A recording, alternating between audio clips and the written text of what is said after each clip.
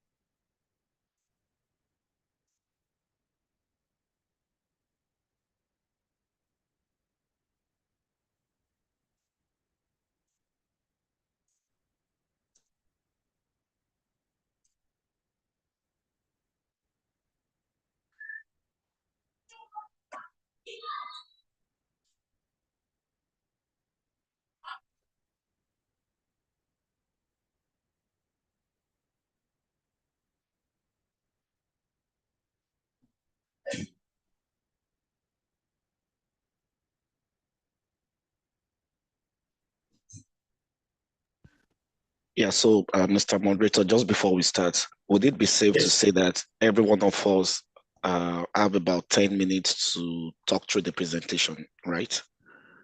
Oh, yes, I thought I've already made that clear. Yeah. But please, thank you for reminding me. Sir. We just imagine we have 1 hour 30 minutes. So Okay. and there are six of us. So it means that we have to keep to that timing of 10 minutes or thereabouts. There may be need for some follow-up questions along the way, but we want to keep it that time so that and then there will be time for Q&A so that all participants can be part of it. That's fine. Okay, so my colleagues, we want to launch this. It's been, yeah, right now we are live. So good morning, everyone. Good morning, ladies and gentlemen, and thank you for joining us today. My name is Olufemi Omotayo. I am the host of this webinar today. This is Allogene's contribution, series of webinars we'll be holding actually. And I'd like to thank everyone for participating. So we have a lot of people who are joining us on YouTube at the moment. Thank you all for coming in. Thank you also to our incredible lineup of speakers. They've really been wonderful in terms of volunteering their time and their expertise.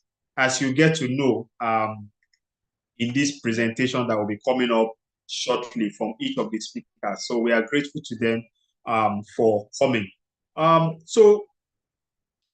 Just to talk about the essence of what we are having, essentially, we are looking at empowering businesses with actionable security intelligence. So for the non-natives, this look like a lot of mumbo jumbo, but for those who are in this space, this security space, it makes a lot of sense, especially for enterprises, for businesses, business owners, corporations. There's a lot of need for security intelligence in enabling businesses to plan. Again, while we focus on business, we also need to understand that businesses don't operate in vacuum. So they are usually handled by humans. So humans also have a role to play in this whole discussion. So we are going to look at it from different aspects of that of the spectrum. But the whole essence is to look at empowering businesses with actionable security intelligence, so that there are lots of information out there. Information essentially is not yet an intelligence, except it has been processed. So it needs to be processed and made actionable. So what makes it actionable? It is how those information are processed. So we have experts to talk into different areas of this very important information. Before I hand over the microphone, from my experience gathering data, because I also function as a data policy analyst for Allogene. So you get a lot of information from different sources, open sources, OSINT, human sources, UMINT, and different sources like that. Put them together, and then we try to make sense of them, pass it in such a way that the audience will understand the information we are passing. It takes a whole lot. At the moment, from my own understanding, not many people really understand this, but it looks like the more Western organization, foundation, businesses understand the value of this kind of intelligence to their businesses. So how do we make more organizations value this thing? How do we make more people really see it? In fact, from research, we found that a lot of HNIs, high net worth individuals, see value in actionable intelligence that they can use in planning their movement, in planning the next step they need to take. And there's a lot of risk involved in doing business and all that. So how do they navigate all of that? And that's why this has been really, really important. So I've tried to do this introduction based on our own background and from our own research and our work over time. But like I said, this is not about me now. That's why we brought in experts in the field who are already doing something like this to talk to us about why this is necessary and which the areas of their necessity. So we have, particular order, but I think this is how the presentation will flow also. Please let's take note of them. I'll just introduce them and their topics of conversation, of their discussion. Then, once they start talking, they will talk more about it. Mr. Adeleke Oduba is the Senior Special Agent for American Express. We're talking more around leveraging security intelligence to combat financial fraud and identity theft. We have Dr. Victoria Ogbuehi. She is the Senior Risk and Resilience Manager for Coca-Cola Hellenic Bottling Company. Once she joins, she'll talk to us about our presentation. We have Mr. Segun Balogun. He's a senior analyst for the DOM Commission.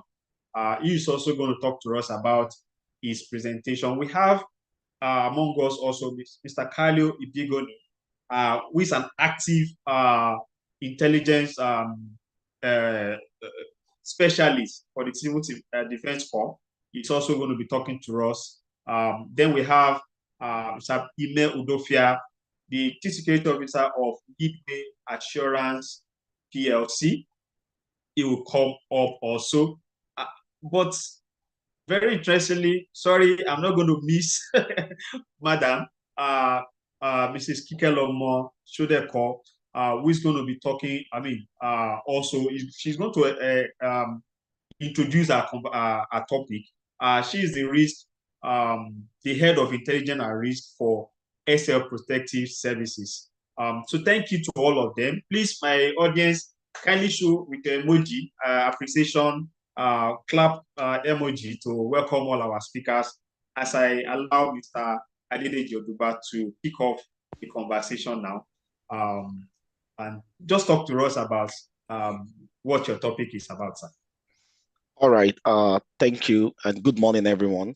I'm excited to be here, and I hope that we'll all leave here learning one or two things before the end of this webinar.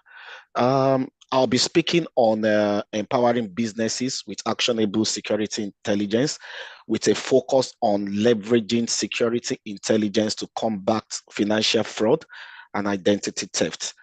So I hope I can run through this within the next 10 minutes or thereabouts. I listened to the moderator telling us what intelligence is all about, and I'm sure we are not totally new to hearing this.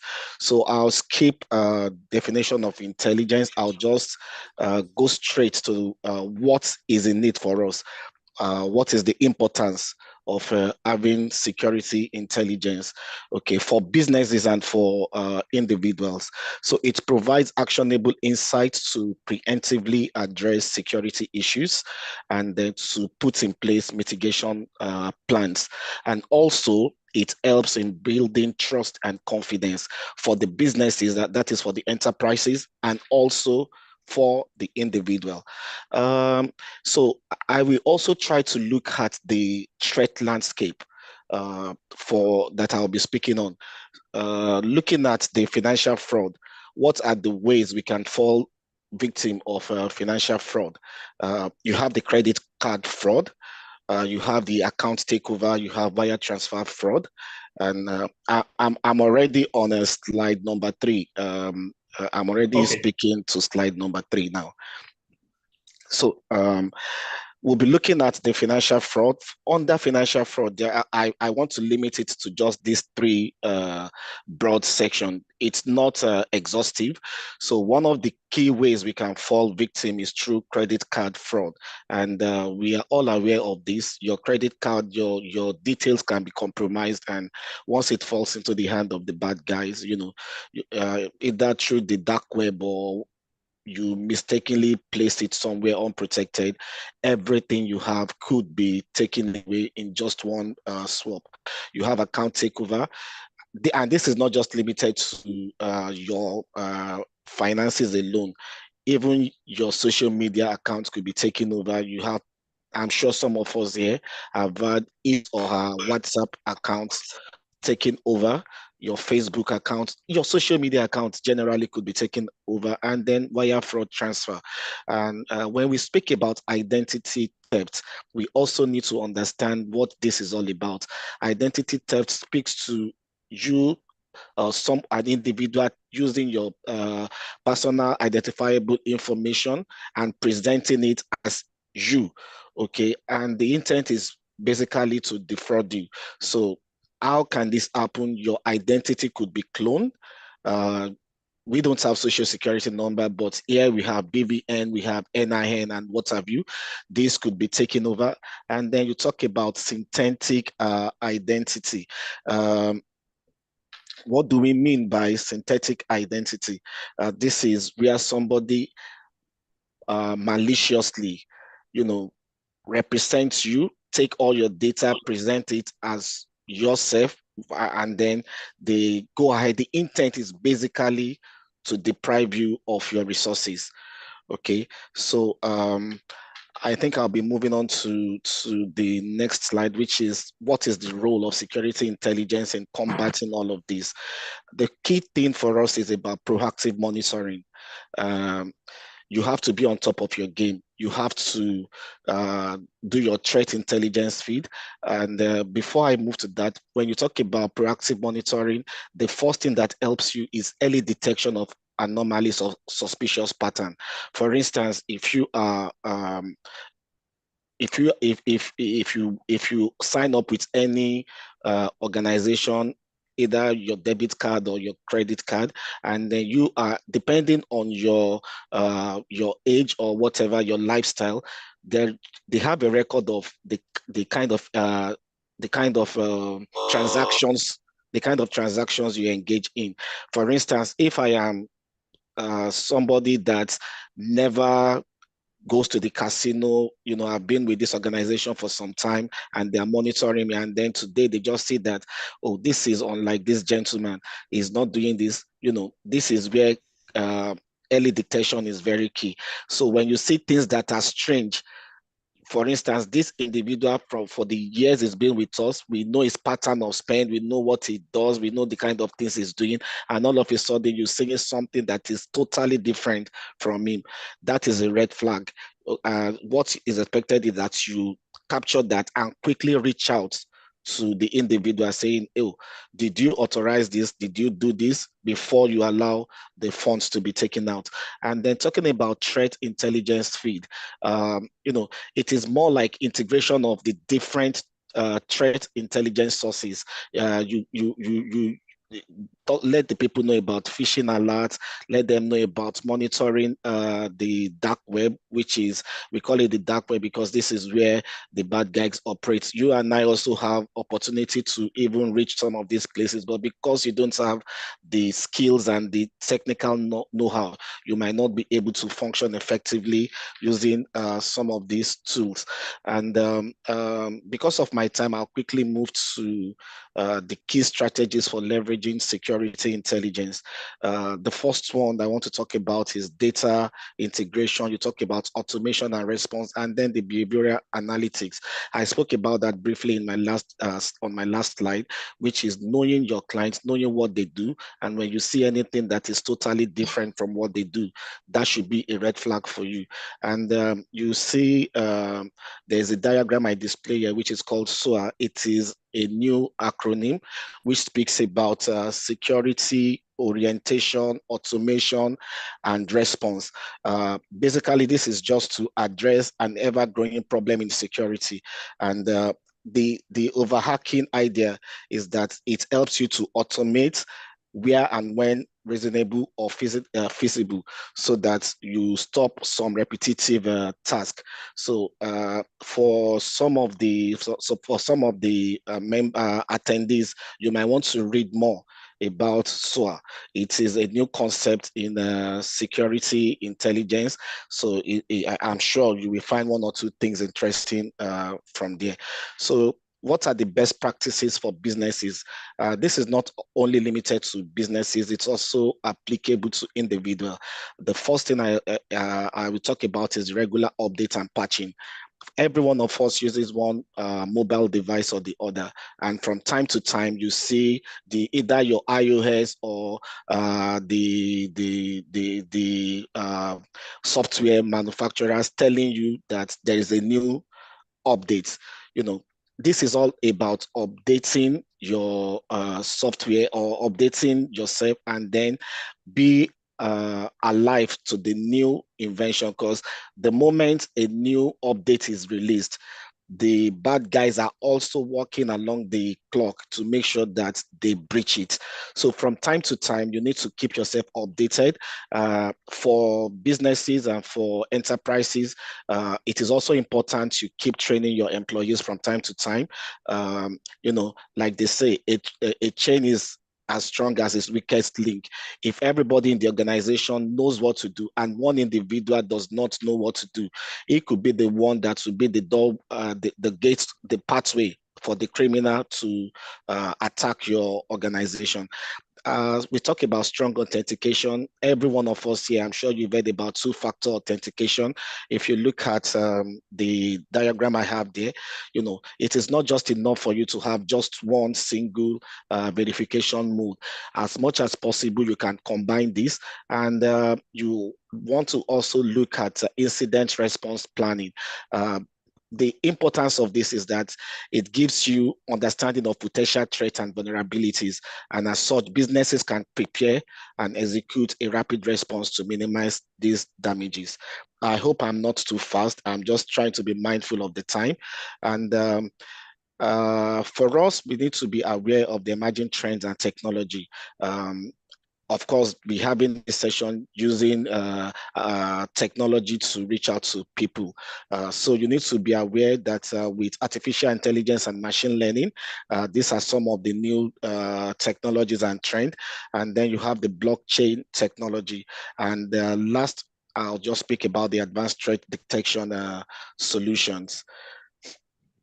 All of these give us cutting edge solutions to make sure that our businesses are resilient and we build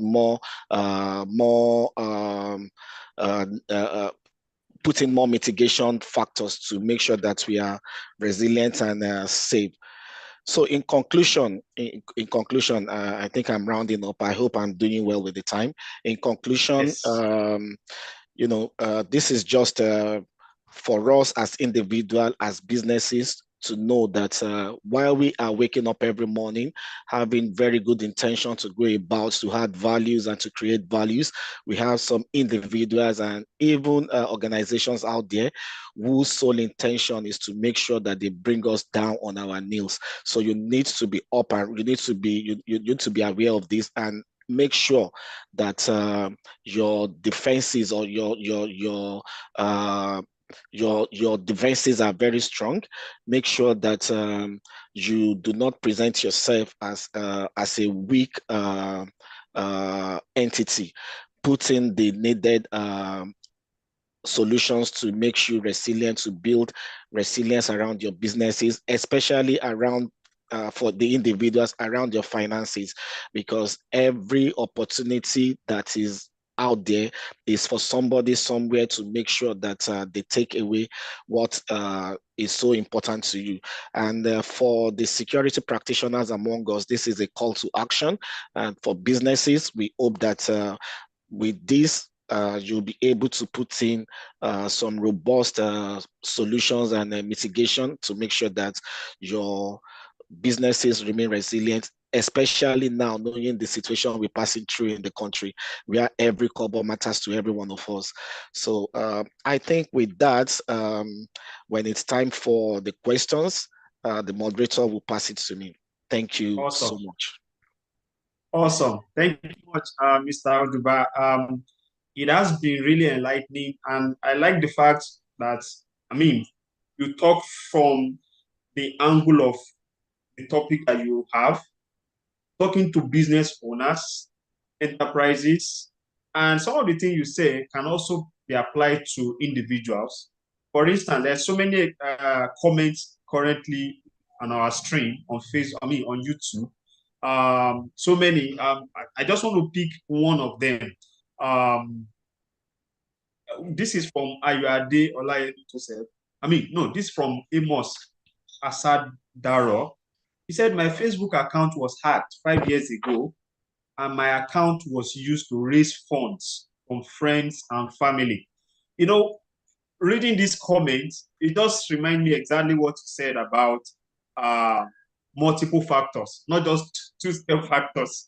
If possible, don't just rely on one source of security factor. You can do it different one so that this rely on the other one before people can have access to the account. So I will come back to you. Again, time is not our friend on this, but please hold on to that thought so that when we come back again and there are more questions, we'll get to ask those questions and interact. Thank you very much. Let me bring into to the microphone now Dr. Victoria Ogwehi. Dr. Victoria Ogwehi, she could have been much earlier, but she's actually on time. But we've really not introduced. But I'd like you to please unmute yourself now and then do your introductions properly as well as your topic, and you have the floor. All right. Thank you, Femi. Good morning, everyone. Good My morning name to is you. Victoria Oboehi, and I'm the Senior Risk and Resilience Manager for Nigerian Bottling Company. So my responsibility is to manage risk from a portfolio view. So I'm just in charge of the enterprise risk management for the company, security technology projects, and some other administrative tasks. So basically, that's what I do as a professional for now. Okay. So I got here, I came in late. I've been a little bit distracted. I think you've been the one reaching out to me, Femi, before. Yes, I have.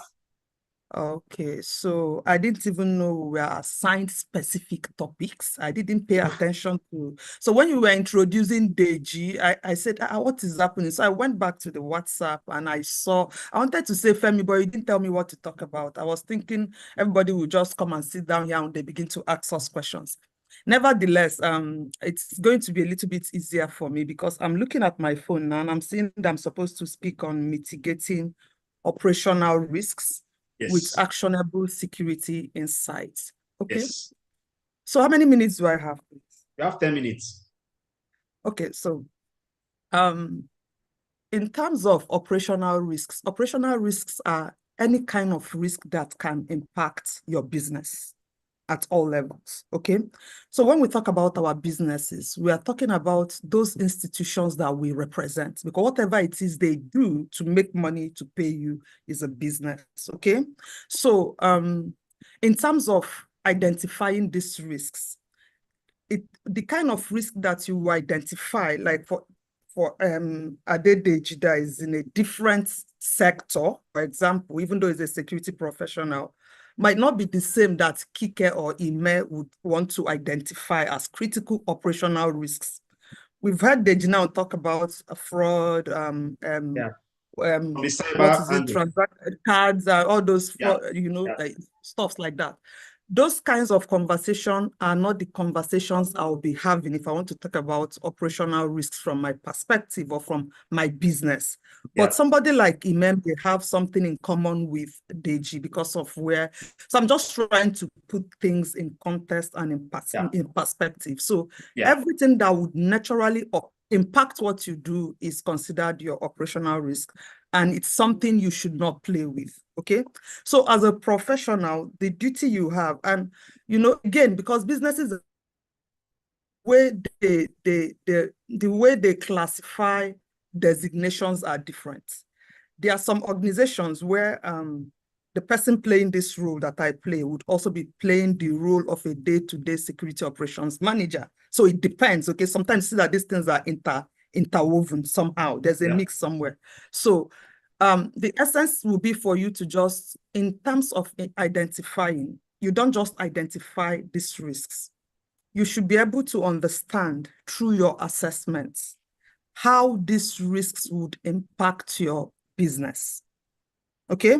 And when you want to do this assessment, you have to be sure that you are using a standard metric, or that you have a kind of framework that you will use uniformly for all of the identified risks. You should also be able to have the metric for assessing your likelihood, for instance. So you have how you assess your likelihood, whether it's quantitatively or qualitatively, or you have something on the ground, and it has to be uniform, as I said before. So beyond identifying the likelihood for these risks being plausible, or these risks materializing at any time, you should also be able to have response strategies for how you manage these risks. Yeah, businesses. So these are some of the ways you can stay resilient. Okay, but you talked about providing true security insights. Sometimes the kind of insights we need to provide to our leadership is not just about security, because not all risks are related to security risks. But because we are responsible for these risks, we have to also do what we can do to support the business. So for us to be able to provide actionable means the information that you can give the business that the business can act on some information sometimes can be very irrelevant. So you are telling me something, I don't understand how you want me to work with this, or how working with this can give me the results I want. So in all of the identifications and developing your response strategies and your contingency arrangement and everything, if the insight you are providing is not actionable, or if you do not have justifications, objective justifications for the insight you are trying to provide, then the leadership may not take you seriously. So how can you do this as a security professional? It's simple. People now are beginning to leave their comfort zone and doing other things that can help them with optimal performance. And so that will be in terms of gaining additional knowledge when it comes to data analytics, okay? Data analytics is in thing now. And again, it has to do with also having a good understanding of how now to create key risk indicators. Before, we've managed risks in the past without even knowing for each of our risks what the key risk indicators are. If you do not understand what your key risk indicators are, okay, if you don't understand what your key risk indicators are, there's no way you can measure performance. Okay, so these key risk indicators must be measurable. They must be specific.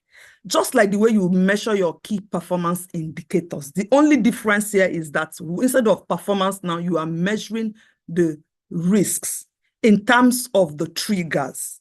What triggers are you looking out for that will let you know that the level of this risk should be reviewed, whatever level it is at, whether you need to escalate, whether you need to de-escalate? What are those triggers that are prompting the decisions you are making? What are those risk drivers?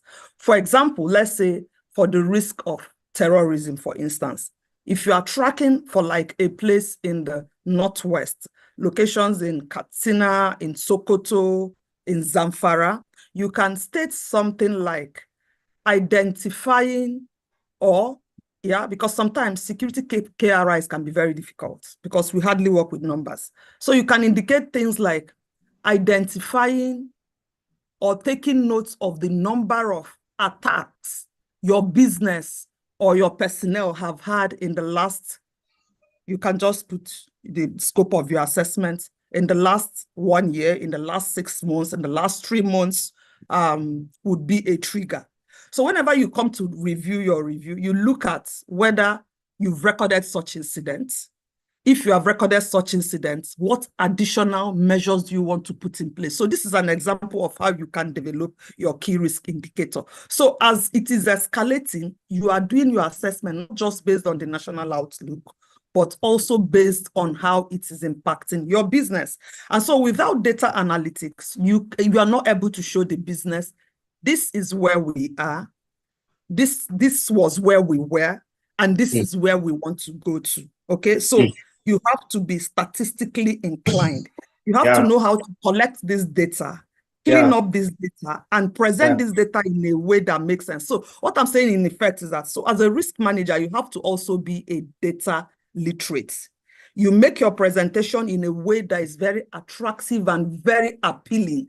Because in security, we write too much. We write these things and we are writing and writing. The people we are writing to are not even interested. So they want to also see us make our projections in terms of the numbers. They are looking at the graphs. They are looking at the trend.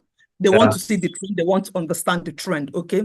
So I think that's one of the way we can use actionable security. And we can also leverage our relationships with, in terms of, because we are discussing intelligence for businesses, we can also leverage our connection or relationships with those guys in the DIA, in the Defense Intelligence Agency, in NIA, in SSS, because today we have so much trivialized that word intelligence. Sometimes when colleagues mention intelligence and others mention intelligence, I feel so ashamed of even their understanding of what intelligence is. I remember back in the days in law enforcement, when you are telling somebody that you have a credible intelligence and you want to share this intelligence, some of us usually will consider it as a top secret. The military will say top secret. But today, you see some of us just come across and we say intelligence, and before you know it, the intelligence the person is giving you is something that has actually been trending on Twitter for like the last 2 hours, and the person is telling you. So we just really need to draw the line and demarcate ourselves and make a difference. And so that when you are speaking to people, your colleagues and other colleagues, they should understand that you are really speaking as a professional.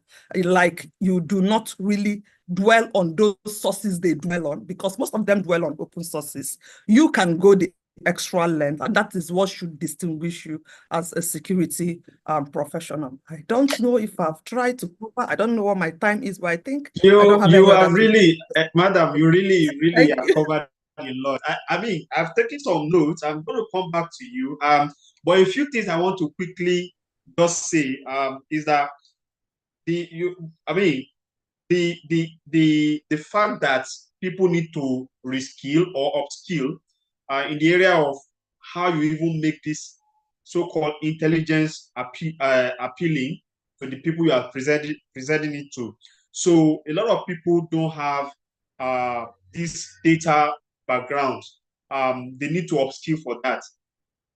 When I say that, I'm talking to myself because I didn't have that background, but I had to upskill myself in such a way that I can now do data analysis and present it in a way that is understandable to the audience I'm talking to.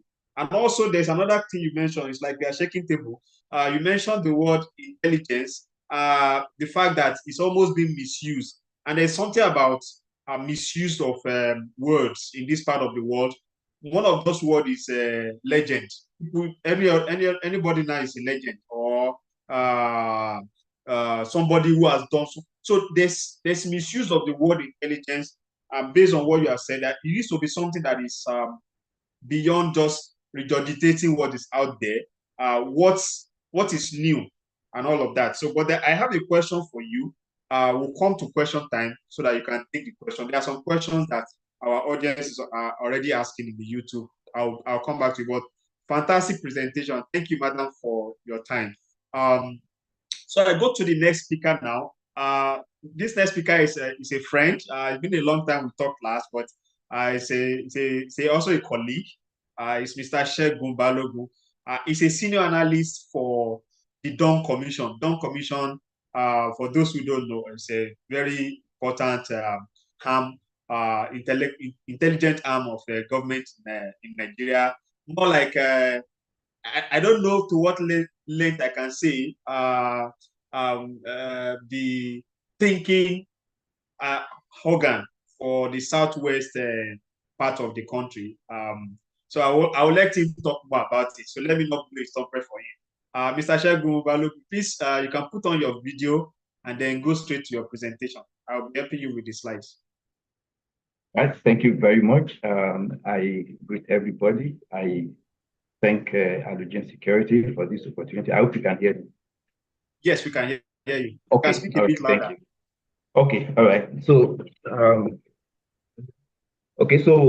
my name is Segun Balogun. I work here at the Dawn Commission as the head of Homeland Affairs. And just like Mr. Moderator has said, Dawn Commission is like a think tank for a think tank or policy advocate for the Southwest region. So the topic before me today is the intersection of national security, of security intelligence and national security. Can we have the presentation? Oh, okay.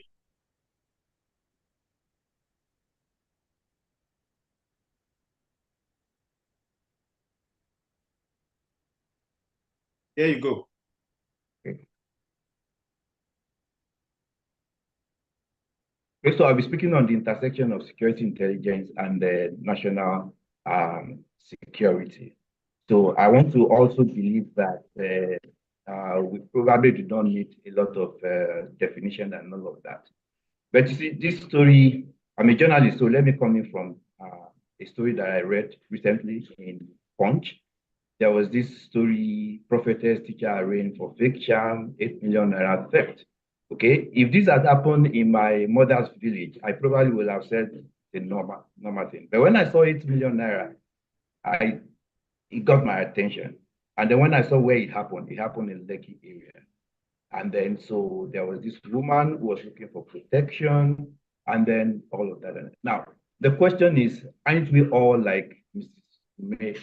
Don't we all wait until risk becomes threat before we start looking for a solution? So the lesson from this story is that if you wait until risk becomes threat, you're going to fall victim of several advisors.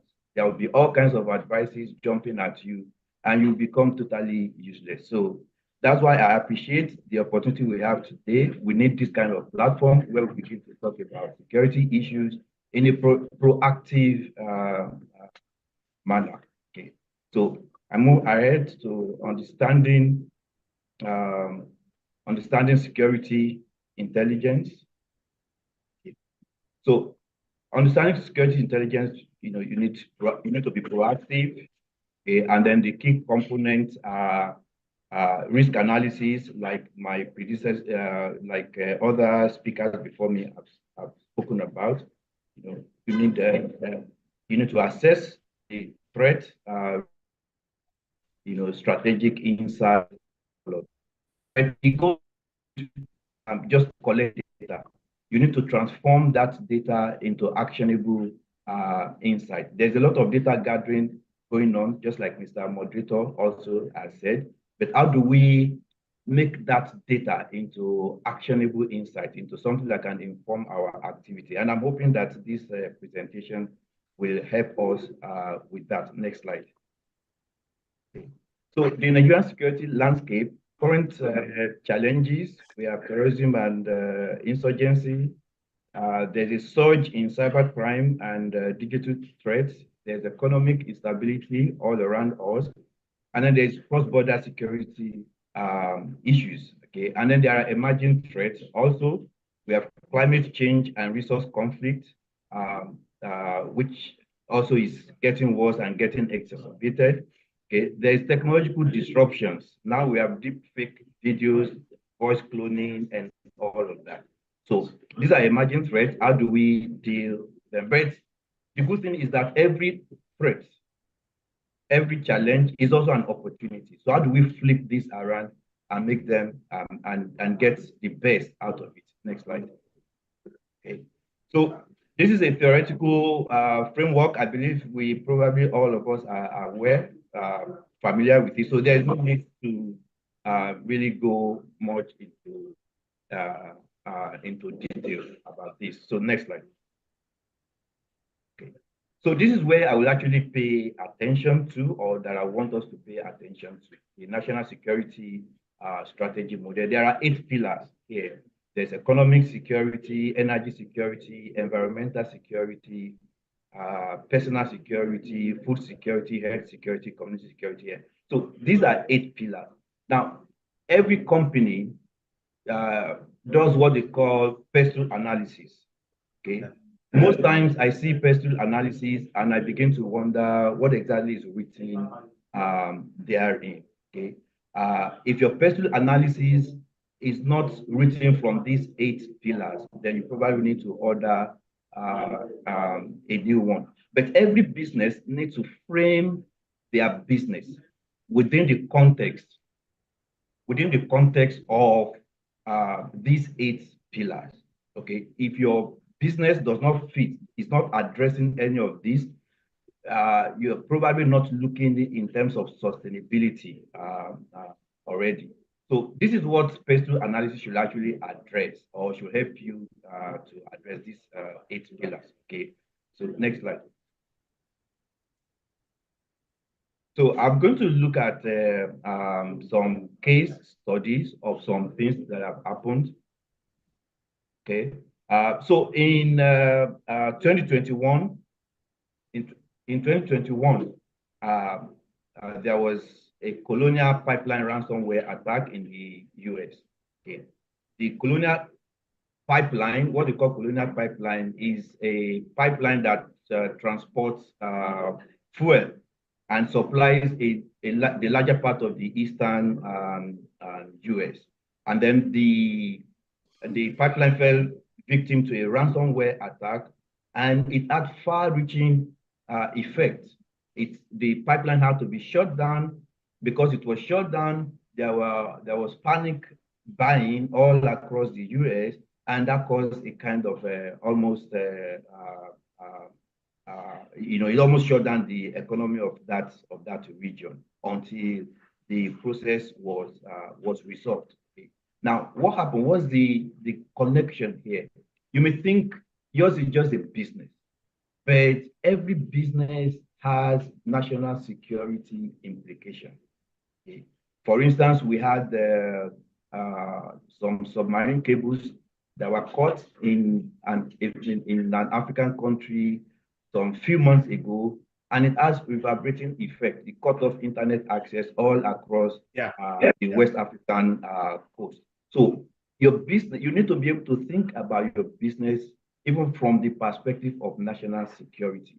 You may think you are in one corner in Lagos, in Abuja, or doing your business and not all of things, but you may never know how important your business is to national security.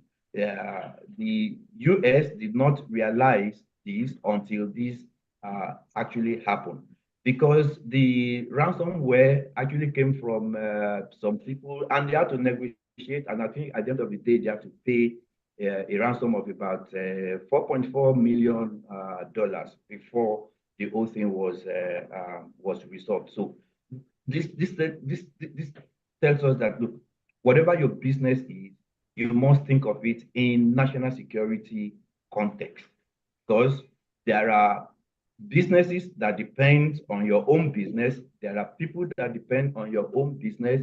And if anything happens to your business, then that whole supply chain is also affected.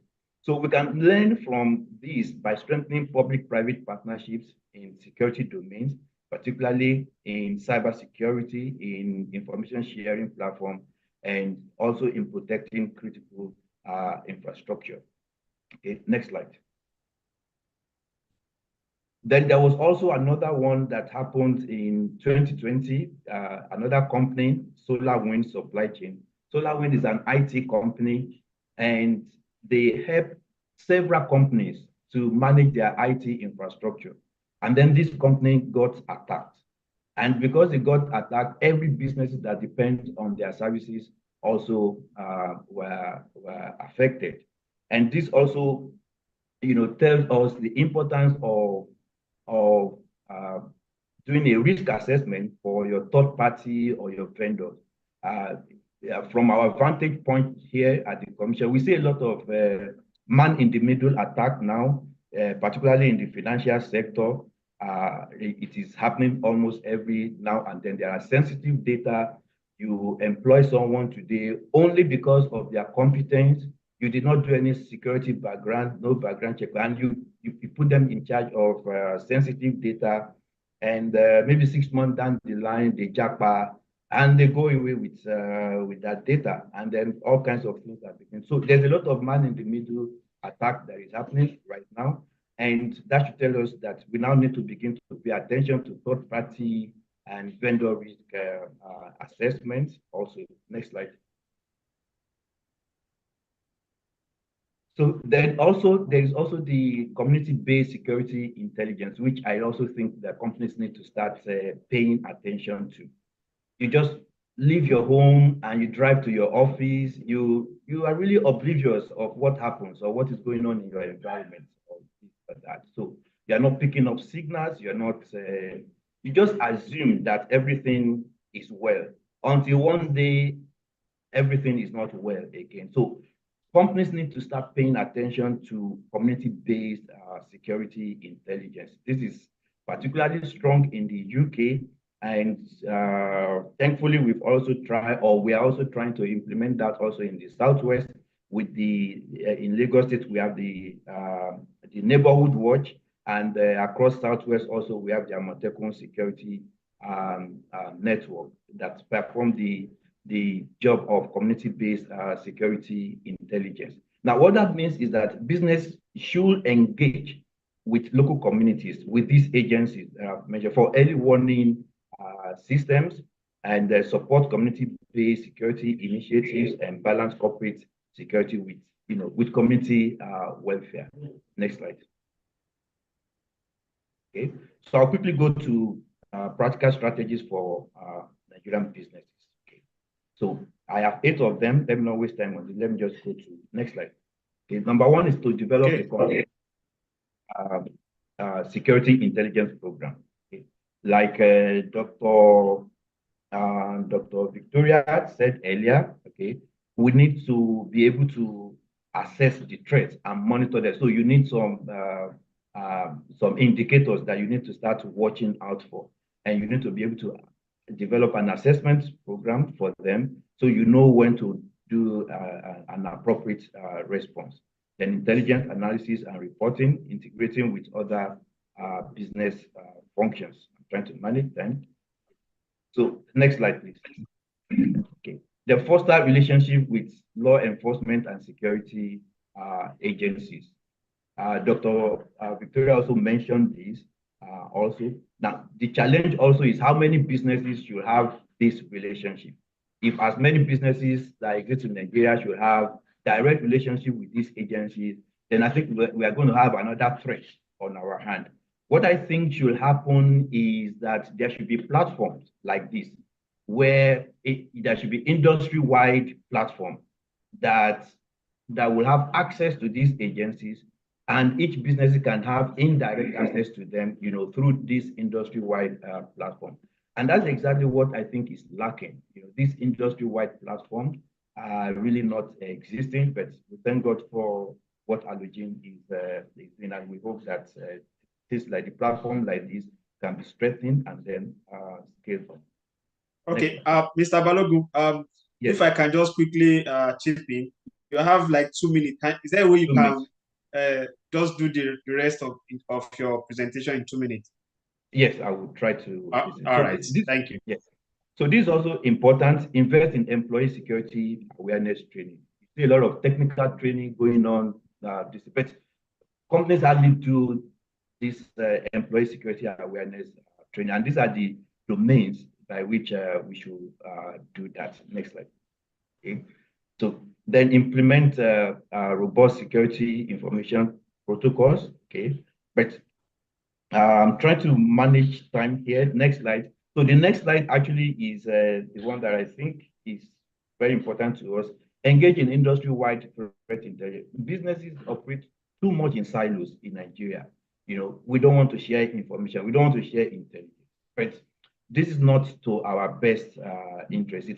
We must first have an industry before we can have a business. Next slide. Okay.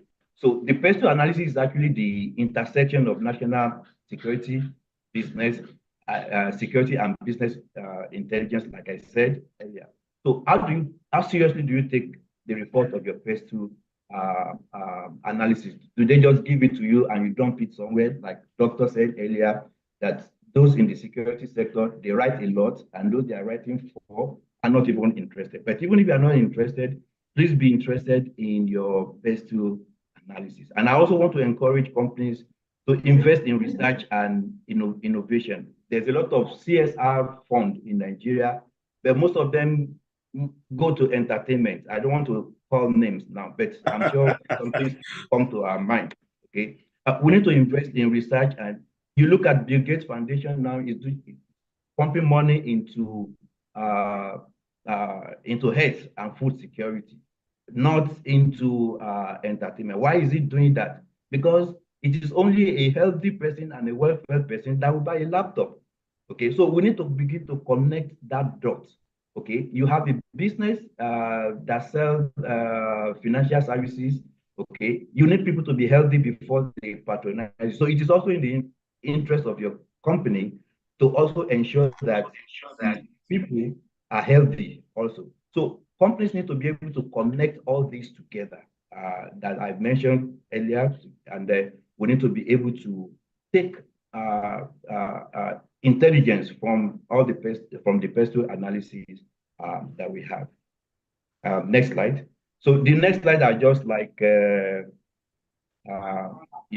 things that we probably are already familiar with, the role of technology, future trends in security, intelligence, and then the last slide is ethical considerations in security intelligence. So I want to thank you for listening. If there's any question, I'll be on standby.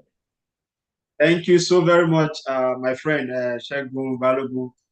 You spoke like a lecturer. I hope you are getting to one.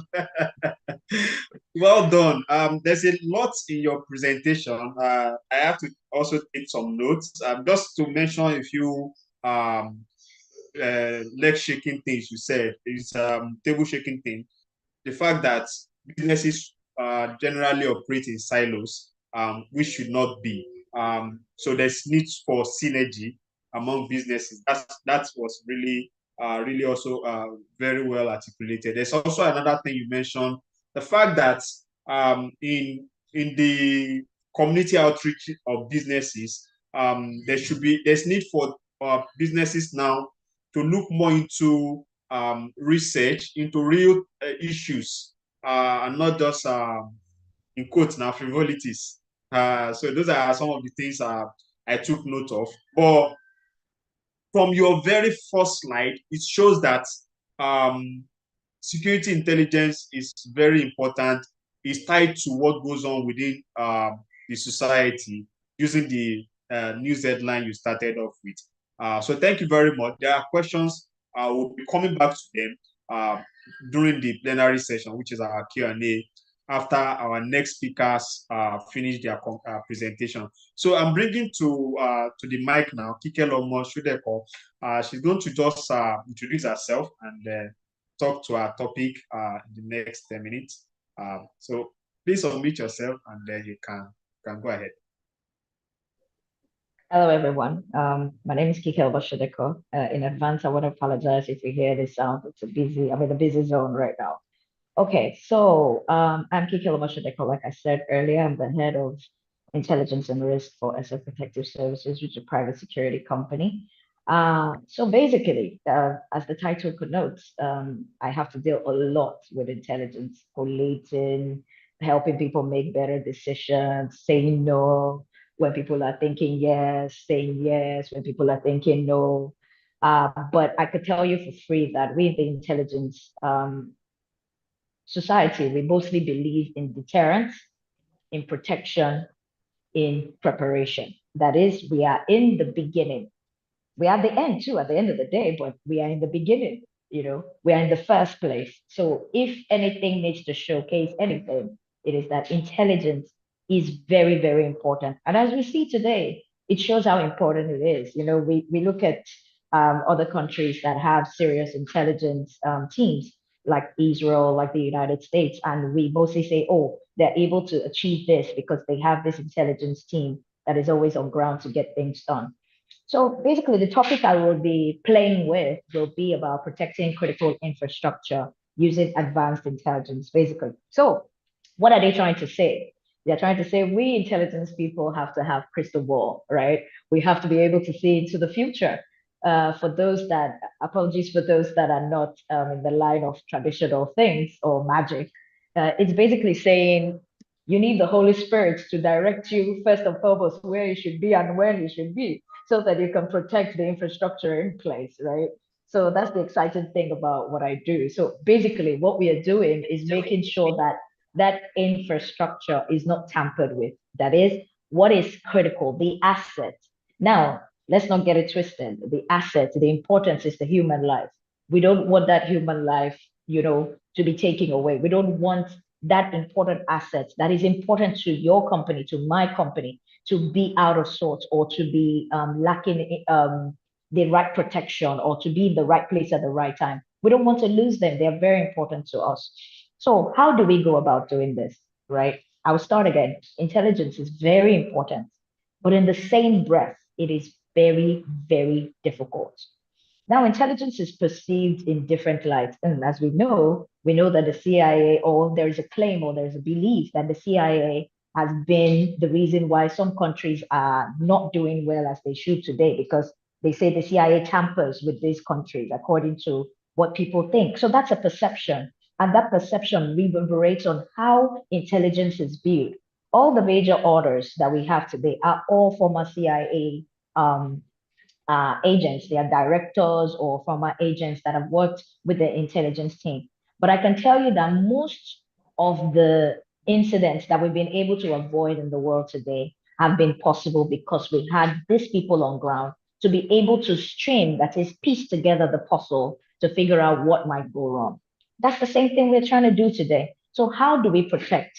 That is, we piece together the puzzle. So not just information. There's information now. As we know, we're in a world of information. There's Twitter, there's TikTok, but the ability to piece it together, like Martin Pedersen told us, one of the former CIA directors, says it's not just about the conglomeration of events. There are so many things happening at the drop of a hat.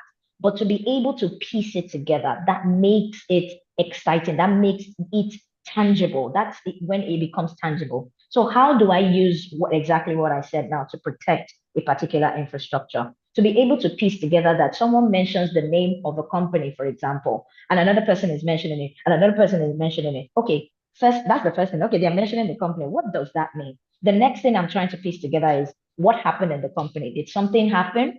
Is someone having a grievance? Is something going wrong? Did the person say the wrong thing? Was a staff in the wrong place at the wrong time? Was a staff accused of something? That's the second piece of the puzzle. So by the time I piece it all together, what will happen is I would have a better understanding of why something is about to occur, thereby making sure that the eventuality of a threat or the occurrence of a riot or a crisis happening is being stopped or prevented or deterred, or protected in that sense. So let's put into consideration what happened with the MTN issue. Now, a few groups of people have had their numbers barred. Now, they were not sent an information on the why. They have done all the necessary things, but all of a sudden they see their numbers back. Now, one, two, three persons begin to talk about it on social media. It can be on Facebook, it can be on Twitter, it can be on TikTok. Then the next thing that happens is people are angry, they flood the offices. Before you know it, people are angry, they start moving things because the terrain of the environment is already, there's a field, there's like a flint of fire already happening. So what do you have? Chaos. As an intelligence analyst, what am I able to piece together? Oh, there's a lot of chatter online. I don't like that chatter. I think we should shut down services, send messages or communicate with your clientele, and let's say we shut down the service for today.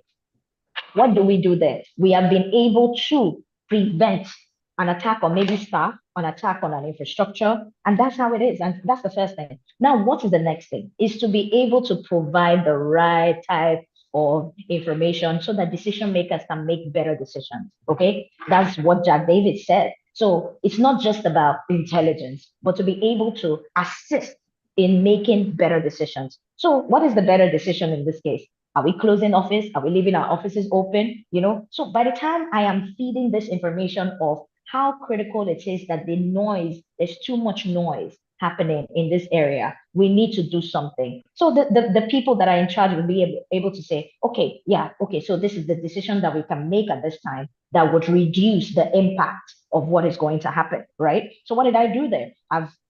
I started a journey whereby critical things, critical infrastructure, personnel, people that are very important have been taken care of. Now the third phase, which I'm going to use the saying of Thomas Figure, it was the chief of staff on intelligence. And what did he say? He said it's not just about intelligence, but the timeliness, right? How timely is it? And is it trusted? Is it secured? Can we trust this element? Can we trust it? Is it timely? Is it coming at a time? What if they have already hit MTN before I told them about it doesn't make any sense. It's not going to be useful information, right? It's not going to be useful. So it's not going to be useful. So in that case, the timeliness of it. So it's not just about the intelligence itself, but how timely it's coming. And of course, not just about that, but giving it to the right set of people. What if I go and report to a guard that does not have that kind of reach to all the different access of MTN office that exists?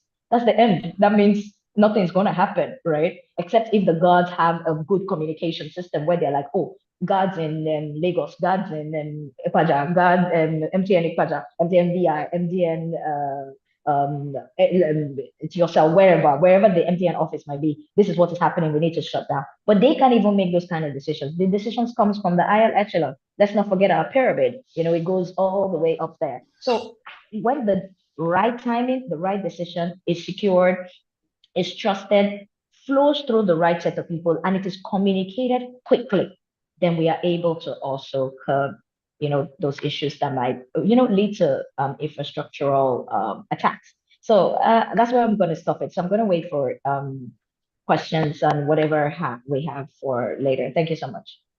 This is awesome. Great, great insight from you. And I see how intelligence work now. I've been doing this, like I said, but from someone who is, this is your day-to-day activity.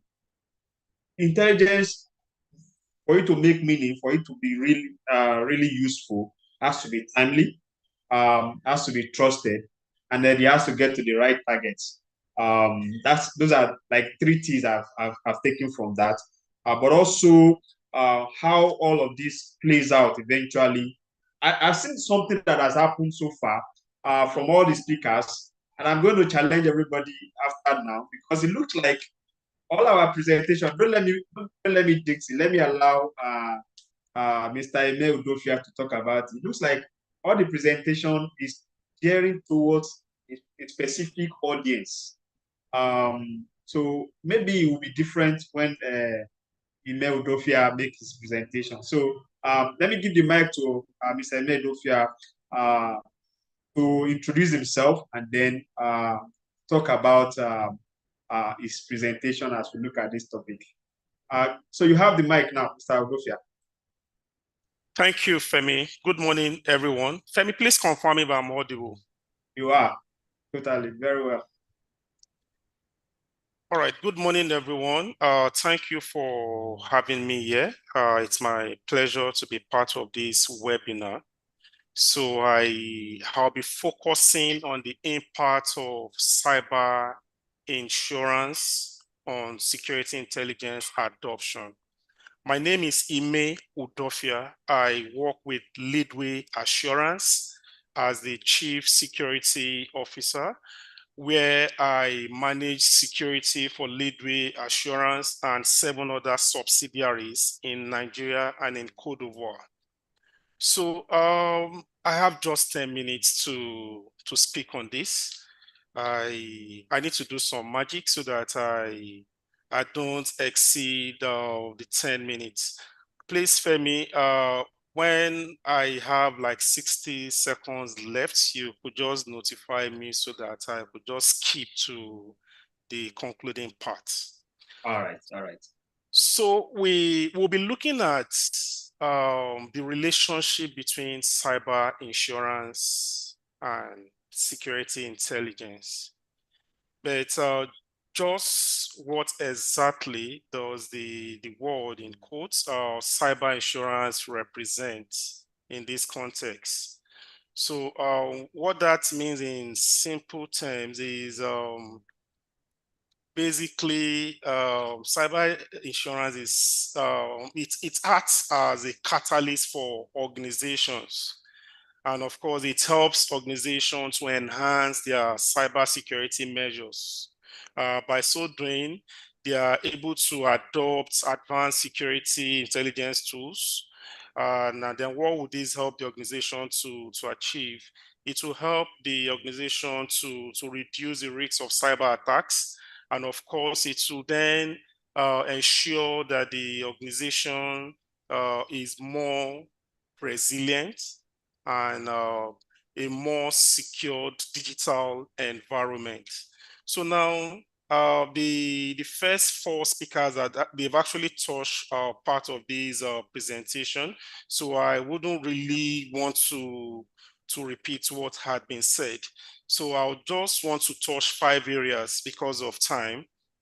We'll be looking at cyber insurance, the significant influence that cyber insurance can have when it comes to adopting security intelligence. So of the five, the first is it encourages best practices. So what does this mean? For organizations to qualify for cyber insurance, the organization must meet certain cyber security standards. And this standard, of course, pushes organizations to adopt best security practices. In a way, this includes advanced security intelligence tools. So what this is saying in essence is cyber insurance pushes organizations to adopt best security practices that, of course, meet up with global standard. So number two on my list is risk management. Well, we are all security professionals here, so we know when the word is mentioned, when we hear of risk management, what comes to mind is identifying and analyzing potential threats and vulnerabilities, and then coming up with countermeasures to those vulnerabilities. So now, how does this relate to cyber insurance? So what this does basically is cyber insurance help organizations to understand and manage their cyber risks. It helps them to do that more effectively. They are able to do their analysis to identify those potential threats, be able to identify those gaps, areas of vulnerabilities, and then cyber insurance in a way would then help the organization to make an informed decision. How do they do this? They invest in security intelligence solutions that will then help them to counter whatever cyber risks they are likely to suffer. Number three on my list is financial incentives. So what does this mean? Insurers, they often offer lower premiums to organizations. And of course, they do that so that they can implement a robust security, cyber security measures. And we know what that means. When an insurer pays premium, definitely if the insurer should suffer loss, the insurance company pays financial incentives to the insurer. So cyber insurance helps to achieve this. It helps to achieve this. And again, like I mentioned in my second bullet point, it is important to invest in these technologies because of the raining days. Should the organization suffer a major attack, the insurance company is able to come in to give financial incentives to cover up for the loss. So number four on my list is incident response. Just as the name implies. So this means that in an event of a cyber attack, the organization definitely would need to respond to that attack. So the response to that attack is in quotes called the incident response. So cyber insurance helps to take care of this. How is that done? Definitely, the organization will need to come up with a cyber insurance policy. And that's cyber insurance policy typically includes provision for incident response. So the organization, of course, will then have incident response team. Should there be any attack, the incident response team should detect the attack and then quickly come to the rescue before the impact of such attack consumes the entire organization. So I'll just quickly move to my last bullet point because of time. My last bullet point is continuous improvement.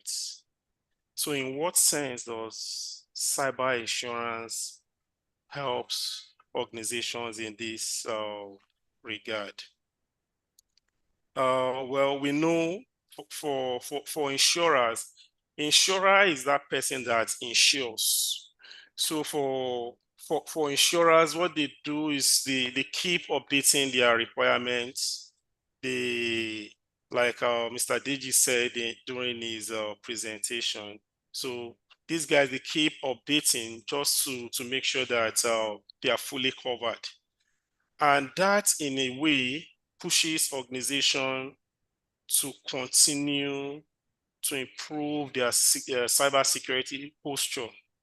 They try as much as they can to ensure that they adopt the latest security technologies when it comes to intelligence. That is to help them to stay ahead of any potential threats that could come their way. So overall, cyber insurance acts as a catalyst for organizations to enhance their cyber security measures, including the adoption of advanced security intelligence tools. So this does not only help organizations in reducing the risks of cyber attacks, but it also helps to ensure that the organization have a more resilient and a more secured digital environment where businesses can strive, environments where the workforce feel safe and secured to of course see how they can increase their productivity. So what have we been saying in the last 5-10 minutes? We've been talking about the implication of cyber insurance as it relates to security intelligence. So by leveraging on the strategies I had mentioned earlier, businesses can not only protect their assets, but they will also create a safer environment for their employees and their clients. So in conclusion, I would like to summarize what I've said so far. One, I'll say be cyber smart. Whether you're the business owner or you are an employee, be cyber smart. How do you do that? You need to be aware, you need to be prepared, you need to be bold in making informed decisions. I will leave it at that. I do not have a particular slide because I was told the presentation is just for 10 minutes. So I'll just leave it at that. I'll wait for the question and answer section. Thank you once again for having me. Thank you so very much, Mr. Emel Dofia, and thanks to all our speakers. It has been really engaging and informative. All I've learned so far from different perspectives. From the very first speaker, talked to us about the cyberspace essentially, and then even the last speaker comes back to that cyberspace. But like everybody else, he also focused more on one side of the audience, which is the business side, in producing this intelligence that we talked about. All of us are talking about when we produce the intelligence, when we create the information and we are passing it. I've had so far the word management, decision makers. Those are the words that keep coming up. Of course, they are very important. Those are the people that eventually make decisions based on the information and the intelligence we are able to make. But I'm not sure if they are the only one that needs intelligence. Please correct me if I'm wrong. I want one of the speakers to challenge me on this point that they're not the only one. It's not only management and decision maker or even government. Sometimes when we write when we produce our intelligence, some of these analysis that I do almost every other day, in writing the advisory, we try as much as possible not to focus on government, because we know that government have like teams, they have advisors, they have people who are already discussing with them. We try to focus on what businesses and individuals can do. So yes, the whole essence of our panel today is to look at what businesses can do, but also I would have loved if we can talk to because the products of this exercise now is to introduce some of the things we do to the audience, some of our participants online on YouTube, to see that even as an individual, you can be a user of intelligence information. That is, you don't have to be within an organization before you use actionable information for your life, for your own personal survival, because of what it is. So that's the point I wanted to pass across. But if anybody disagree with me, I'm more than able to defend my position from all our speakers. But I really appreciate all the presentation. I want us just to quickly come to Mr. Odofia. Just give us an example of how you use this the framework you have described to us now. Just give us, you don't need to go into details because of proprietary issues within your business, but just give us an example of using the intelligence to better your business. That's leadway assurance. If you can give us an example or just a scenario, that would be helpful for understanding it. All right, thank you, Femi. Please confirm if you can hear me. Yes, I can hear you. Yeah. Okay, so leadway assurance, typically what leadway assurance does is insurance. So what's leadway, not just leadway, insurance companies generally, they are very good at risk prediction. So with this intelligence, what they do, yes, they have underwriters and some other guys in risk department. So what they do, for instance, you're bringing your property to leadway, you want to buy a policy to cover a particular property. So what we'll do as a business is to do a risk prediction, to check what is the likelihood that the property or whatsoever item you want to insure could suffer loss before the expiration of the policy you want to buy. So we would have done our calculations and all that with the use of security intelligence. We'll check historical data. We'll do our forecasting, security events around the location where the property is situated and all that. So that will then help to make an informed decision if it's a business that is worth going for or not.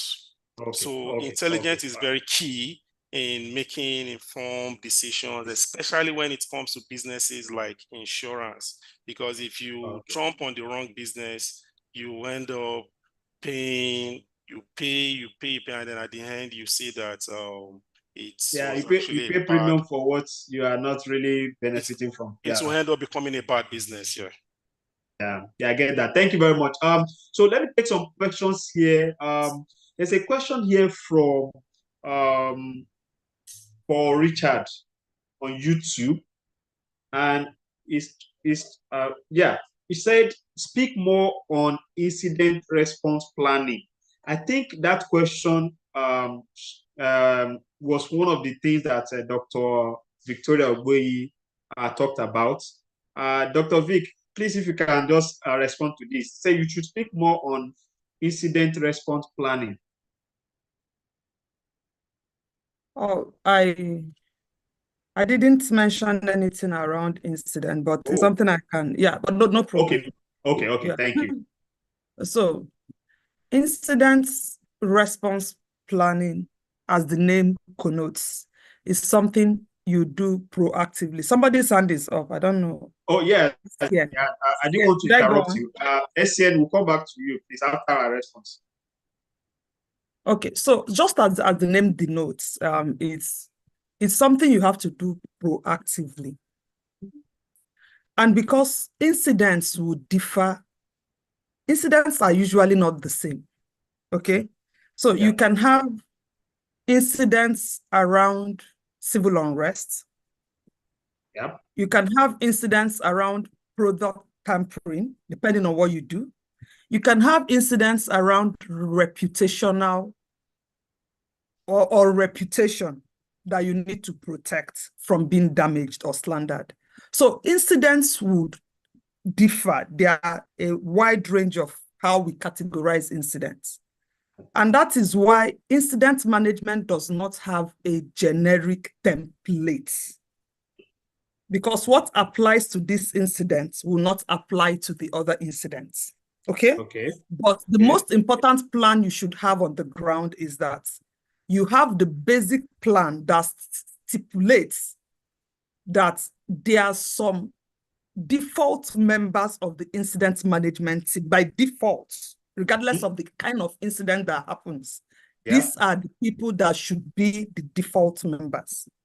Now, in the event the incident happens, sometimes it's not as complex as people think. Incident management is not as complex as people think. It's just something you can just sit in a space and do.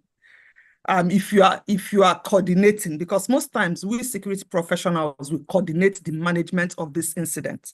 And in trying to coordinate, you don't have to be all over the place. What you need to do to manage incident or to respond to incident is to assemble the people with the right expertise to manage that incident.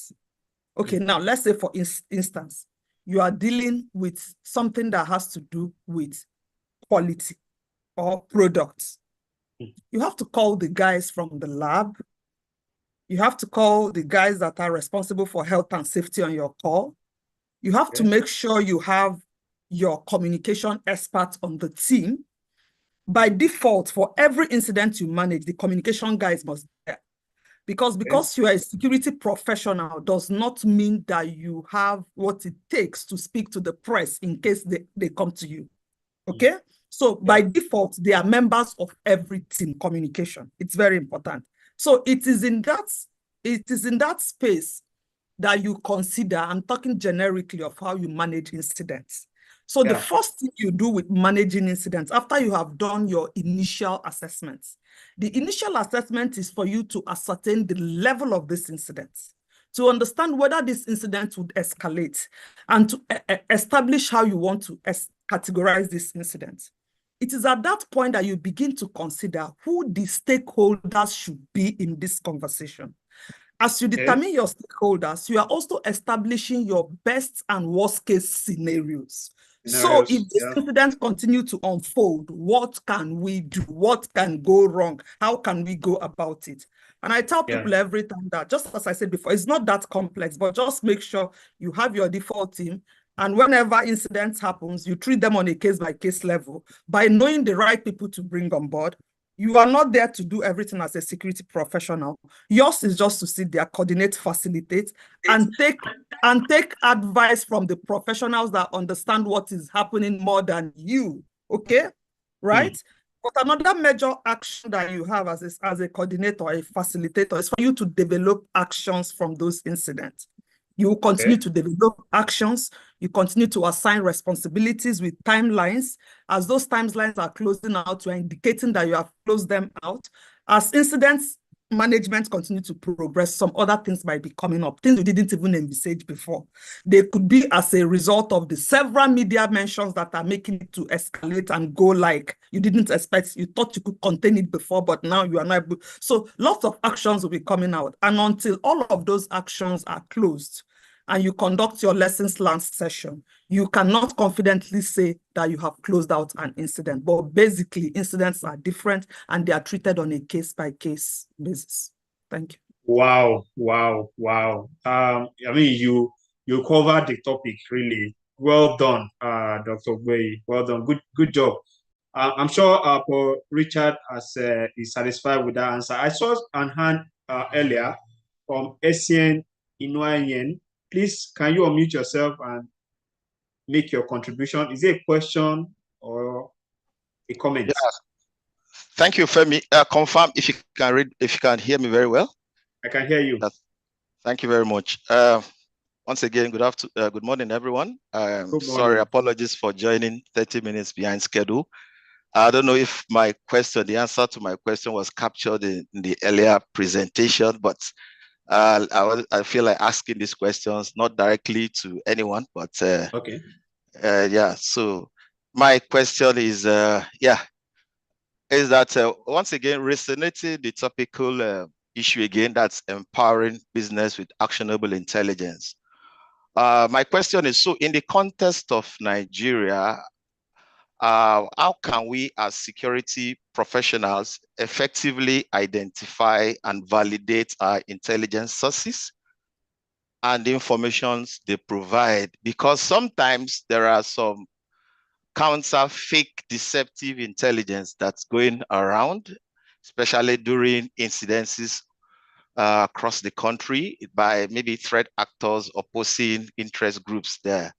So specifically in the terms of assessing its originality, accuracy, and evaluating the reliability or credibility of the sources and ensuring multiple source collaborations, how can we effectively identify and validate these intelligence sources, our intelligence sources? Yeah.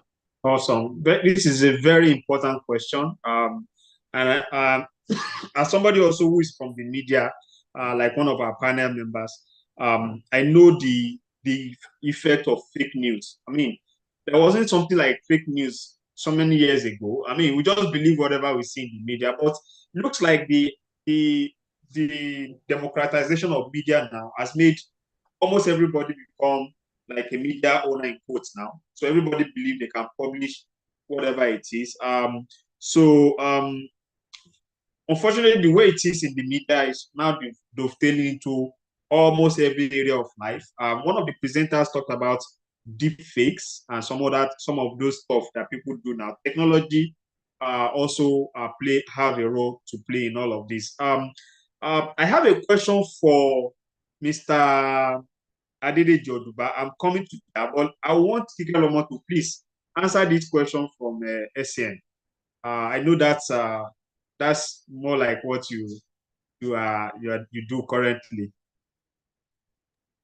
Okay, so I hear that a lot about the information not being clear. That's why you need intelligence analysts, because the analysts are they are in contact with information all the time.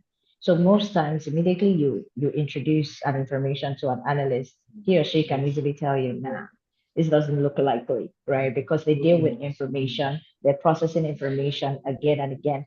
And of course, because they see this information as consistent as you can ever imagine, as they flow through, there is always that pause. There's that training to say, okay, this information, how far can it go? How far is it? Where is it coming from? So, for example, let's be serious that sometimes some information are far-fetched, but they did occur, right? But no, there are also information that when you sit back and look at it clearly, you will notice that they do not carry any weight. Okay, let me put in perspective to better answer this question.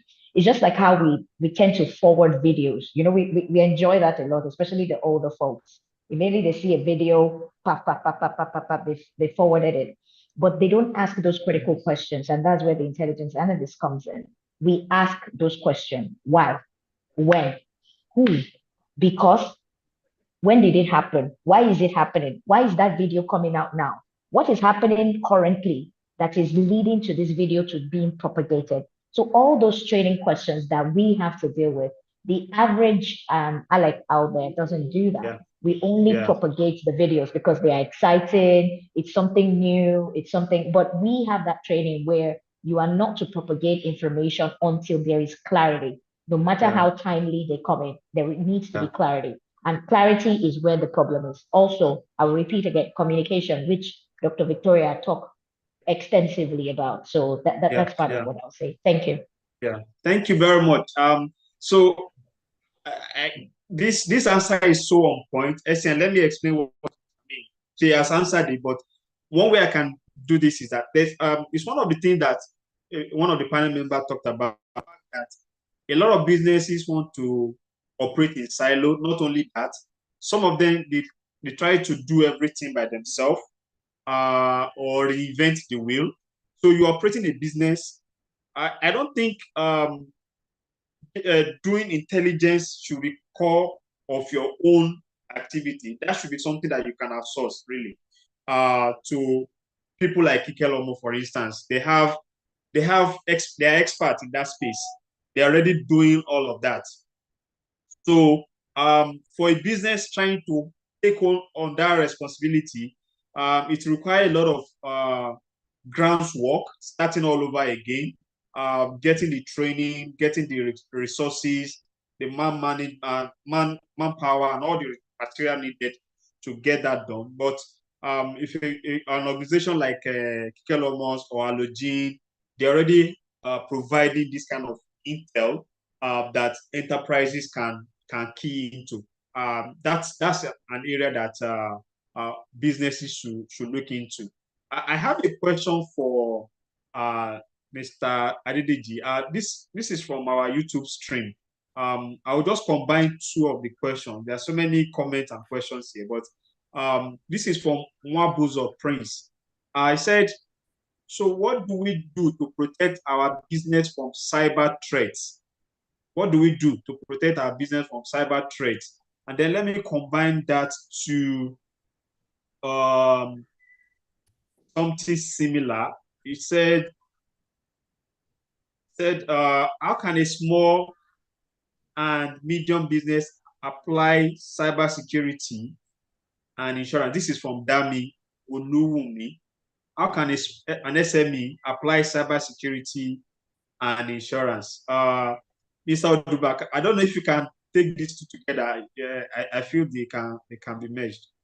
All right, I will try. Can you hear me? Can you hear me? Yes, I can hear you. Yeah. Okay. The first question: how can businesses protect themselves from cyber threats? The first thing they need to do is to understand that this threat actually exists. And it does not matter if it's a small business, if it's a medium business, or a multinational. They are all exposed to the same threats. So understanding that the threat exists and then making conscious efforts, in quotes, conscious efforts. It is not giving it to luck. It is not my portion. We are in this part of the world that everything is not my portion. It's not my portion. Faith. It's good to have faith. I'm a Christian. I have faith. But again, you need to be practical to address these challenges. So for a business, a small business, or even for any kind of businesses, like I said, once you are aware there is a threat, if you don't have the capability or the capacity to take care of it internally, like you mentioned, moderator, then look for organization or businesses that can help you. Security is not cheap. We need to understand that security is not cheap. So if your organization does not have the technical skill to protect itself from cyber attack, then you need to look for organizations or resources that could offer this solution to you. The other question spoke about small and medium enterprise, how they can apply cybersecurity. And then I think it's my answer to the first question is also applicable to the second one. Yes, you might not, like you said, you don't have to be a master of all. You could be very good in your sales and marketing, or even in physical security, without wearing the hat of a cybersecurity professional. What you need to do is to reach out to organization or resources that could support you. I think I've answered that question. Yeah. Thank you very much. You did answer it. I'll take one more question before we wrap up, just to give our speakers some last comment. This question is from Mr. Balogun. This question says, how can one apply PESU analysis in their small business enterprise? I remember you mentioned you used the PESU analysis in your presentation, Mr. Shegun Balogun. So the question is, how can one apply that PESU analysis in their SMEs? Okay. So I think it's quite simple. Of course, SMEs really do not, perhaps do not have the resources to invest in, this analysis and all of that. And that's why I spoke earlier about having an industry-wide platform where they can engage with this kind of thing. And you also spoke about the need to collaborate and share resources. But it's important, first and foremost, to frame their businesses in line with the 8 pillars of the national security that I spoke about. Yeah. So, for instance, you take food security. So, how does food insecurity affect my business? So, they need to answer that question. How does health insecurity affect my business? So, those are the questions they need to answer. And in answering that question, they will know what they need to do or what they need to plan ahead. Of course, they would now begin to see a lot of gaps that exist. Those gaps they would not be able to fill. They probably won't have the resources to fill on their own. But by coming together and by working with companies like Allogene, I think they can get a lot further. But this has to be done proactively. Like I said, you don't wait until risk becomes a threat before you start addressing this. Thank you very much. Don't wait until risk becomes a threat before you are tackling it. Thank you. That's a very good quote from you, my friend. So let's get to hear from all our speakers. We've invested our money on the Thursday morning, on the first Thursday in September, on treating this issue around actionable intelligence for businesses. The whole essence of this is just to also clarify to all our listeners and audience is that so Allogene has this series, many products, if I call it products now, it means we offer a lot of materials out there that are intelligible for everyone to understand. And just by looking at this material, you can really plan your movement. For instance, if you look at the one that talks about security intelligence for the week, it covers the whole nation. You look at where threats are coming from. So if you want to make journey management, for instance, you can plan your movement for that week. There are ones that deals with real-time intelligence. So if you subscribe, if you have that kind of information, you know what's happening in real time. And then there are thematic materials that talks around a particular issue that we have researched on and we have developed materials on. Those are materials that we are trying to tell the Nigerian market that explore this intelligence products for your own benefit. So these are mostly targeted as a B2B or mostly business to business, but there are also individuals who could afford them and use this information for their well-being. So on this note, I want to take us back to our speakers just for their final thoughts, one after the other, in the order that we presented. So I'll first start with Adedeji Odiba, just to give us his final thoughts on this our conversation this morning. All right. Thank you for this opportunity to be a part of the webinar. I think my closing remark would be that we all need to network. Okay, no matter how robust your intelligence sources are, you need to network, and then you need to be a good neighbor. That's the way you can achieve the best in terms of security, especially in a country like us. And what do I mean that you need to be a good neighbor? You could be an enterprise or individual. Make sure that things that you do and your businesses does not negatively impact on the community, and your actions does not send a wrong signal to the people. So again, you need to strengthen your network. You need to be good neighbors. And above all, you need to be very, very proactive. Thank you. Thank you very much, Mr. Adedejiba. Next is Dr. Victoria Ogwehi. Okay, so I just want to reiterate what Deji has been saying all the while. Intelligence is not cheap. Yeah. And intelligence is the life wire of every security architecture. You just cannot even take any actionable decision if you do not have credible intelligence. So it's one of the things we should keep at the back of our mind as professionals and try to present ourselves as professionals when we are in the midst of the people we consider the lay people that are not really security professionals. They should understand from the way we make this presentation that indeed we're a thoroughbred security professionals when we talk about intelligence. During my time in law enforcement, I had one of my commandants go to a particular location where he played the role of a beggar for 3 weeks because he wanted to get intelligence, okay? So now we are talking about acting as a participant observer in something because you want to get intelligence. So it's important, it's not something we should trivialize, and in trying to move our different businesses forward, we should also leverage building synergies. If we don't understand something, let's ask questions. If you are finding difficulties trying to articulate all of the too many information out there, you can always reach out to colleagues like Kike. I have one of my colleagues responsible for intelligence in my organization.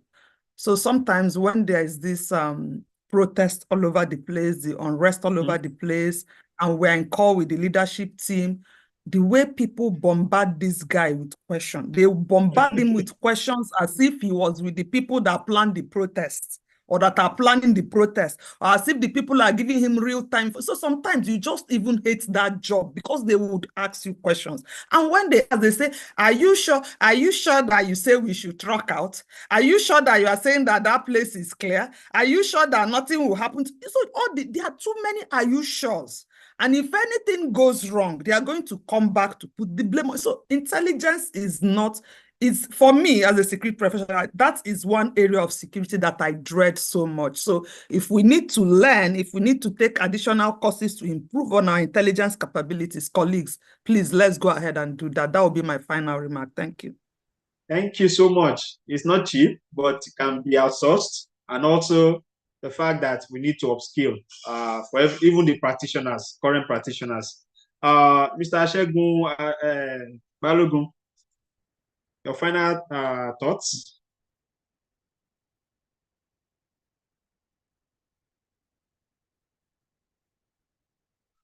Is he there? Okay. Yeah, I'm here. Okay. I didn't know that my mic was mute. Okay.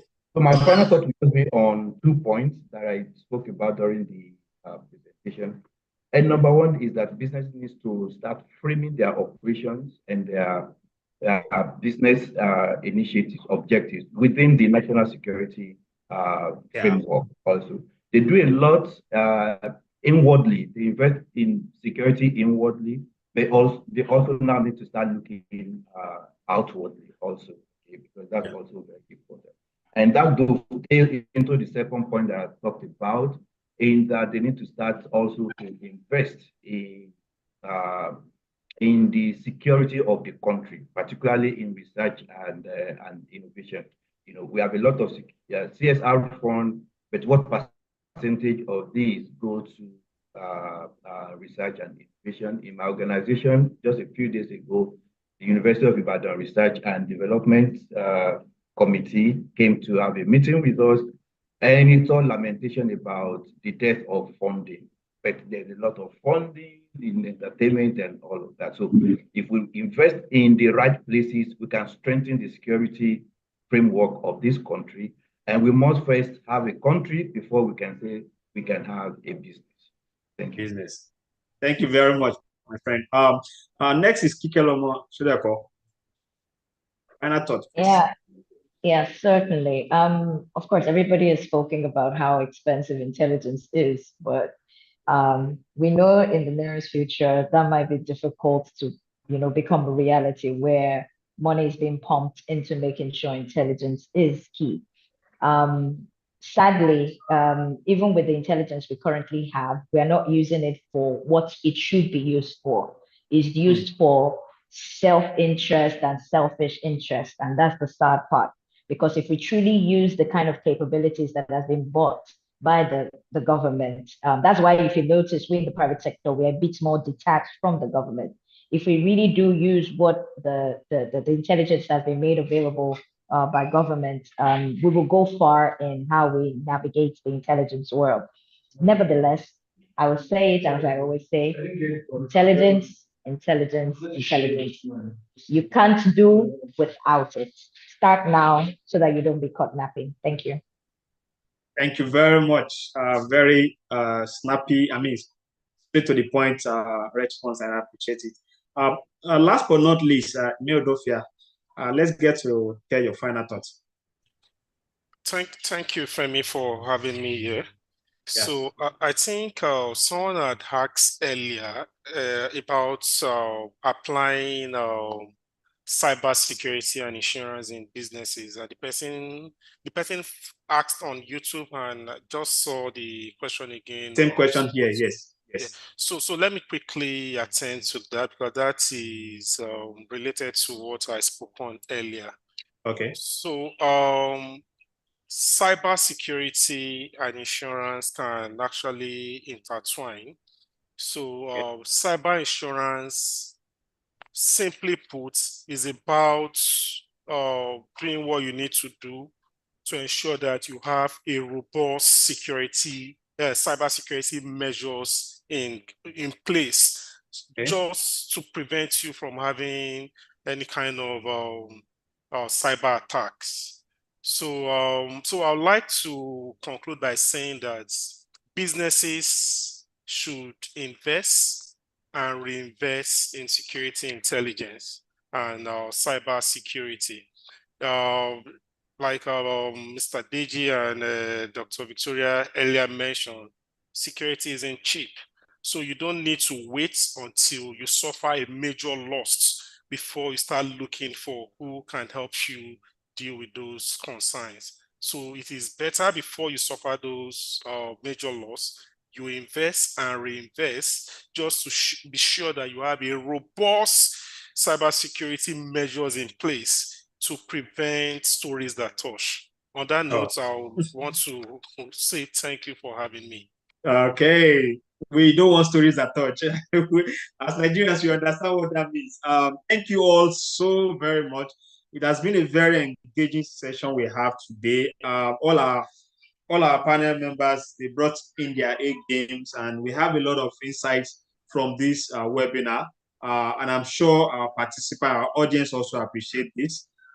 Please, if you can, both here and on YouTube, let's appreciate our panel members with emoji of clapping. Thank you very much, everybody.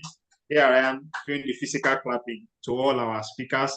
Alogene is also thanking you. We are going to show our appreciation also. Thank you all for participating, our speakers, as well as the participants. So it's on this note that I would like to wrap it up for this webinar. It's just part of the thought leadership series that Alodin does from time to time. Until the next one that we'll be having, our audience know about that. This is me, Olufemi Wata, saying thank you to everybody and see you next time. God bless you all. Thank you. Bye, everyone. Thank you. Bye-bye. Thank you. Bye, everyone.